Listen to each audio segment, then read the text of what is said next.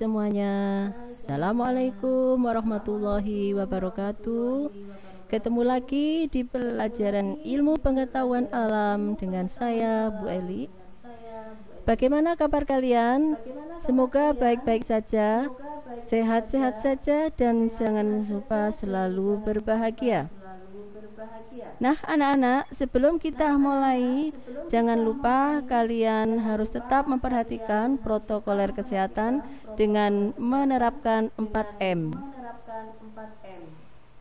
Baiklah, anak-anak, pada pelajaran IPA kali ini kita akan mempelajari tentang bioteknologi. Yang akan kita bahas kali ini yaitu A. Prinsip dasar bioteknologi dan penerapannya. Yang B. Dampak negatif penerapan bioteknologi. Prinsip dasar bioteknologi dan penerapannya. 1. Prinsip dasar bioteknologi. 2. Penerapan bioteknologi konvensional. 3. Penerapan bioteknologi modern. Prinsip dasar bioteknologi. Bioteknologi adalah penerapan prinsip-prinsip biologi, biokimia, ilmu rekayasa, serta ilmu lainnya dalam pengolahan bahan yang memanfaatkan organisme untuk menghasilkan produk maupun jasa yang bermanfaat bagi manusia. Bioteknologi konvensional mempunyai prinsip: pertama, teknologinya sederhana. 2. Proses relatif belum steril sehingga hasil belum terjamin. 3. Jumlah produk yang dihasilkan dalam skala kecil. 4. Biaya produksi murah. Bioteknologi modern pada prinsipnya: 1. Peralatan yang digunakan canggih. Proses yang dilakukan dengan menggunakan teknik rekayasa genetika. Proses dilakukan dalam keadaan steril sehingga hasil berkualitas. Jumlah produk yang dihasilkan dalam skala besar serta biaya produksi mahal. Penerapan bioteknologi konvensional. A. Di bidang pangan, bisa membuat tape, bisa membuat tempe, bisa kita membuat roti, membuat keju dan yogurt. B. Bidang lingkungan. Penerapannya: yang pertama, penghasil energi. Yang kedua, pengolah limbah. Ketiga, pemisah logam dari bijinya. C. Bidang kesehatan. Penerapannya: 1. Antibiotik. 2. Vaksin konvensional. 3. Penerapan bioteknologi modern.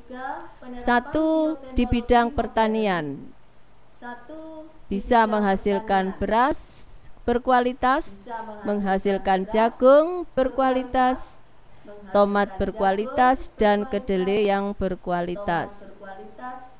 2. Bidang peternakan. Penerapannya: domba dengan gen faktor 8, sapi perah dengan gen laktoferin, sapi tahan penyakit, bovin somatotropin atau dikenal dengan BST, serta telur ayam rendah kolesterol.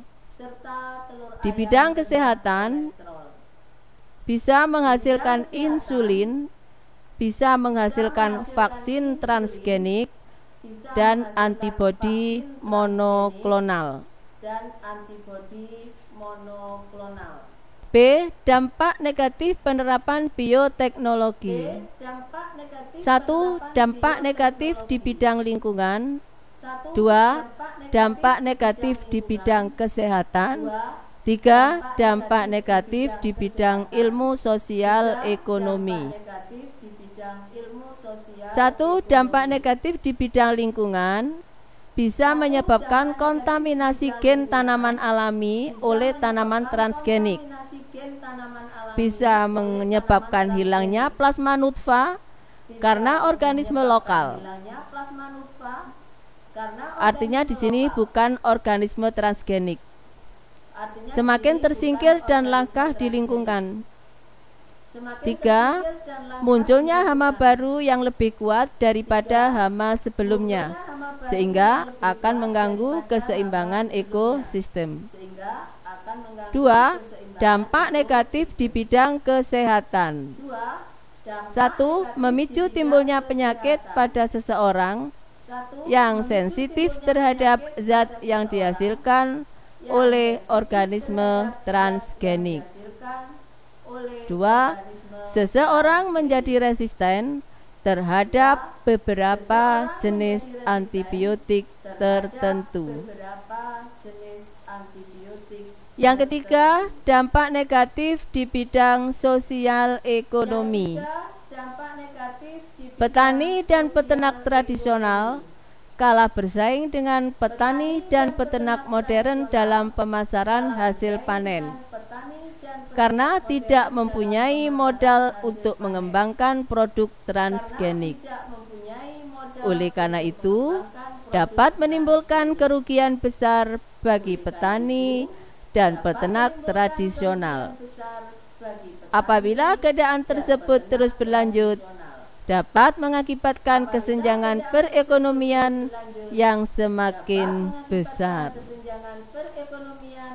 Selain itu, dapat menimbulkan petani dan peternak tradisional kehilangan mata pencahariannya. Di sini ada gambar beras putih hasil tradisional dan beras golden rice. Sudah tampak berbeda hasilnya. Yang beras putih menggunakan bioteknologi konvensional dan yang beras golden rice memakai bioteknologi modern. Baiklah anak-anak, dengan berakhirnya PPT materi kali ini, maka berakhirlah pula paparan materi tentang bioteknologi. Kita jumpa lagi dengan pembelajaran berikutnya, yaitu pada bab materi penyusun partikel dan penyusun benda, partikel penyusun benda dan makhluk hidup. Semoga bermanfaat materi yang saya sajikan. Terima kasih atas perhatiannya. Wassalamualaikum warahmatullahi wabarakatuh. Wassalamualaikum.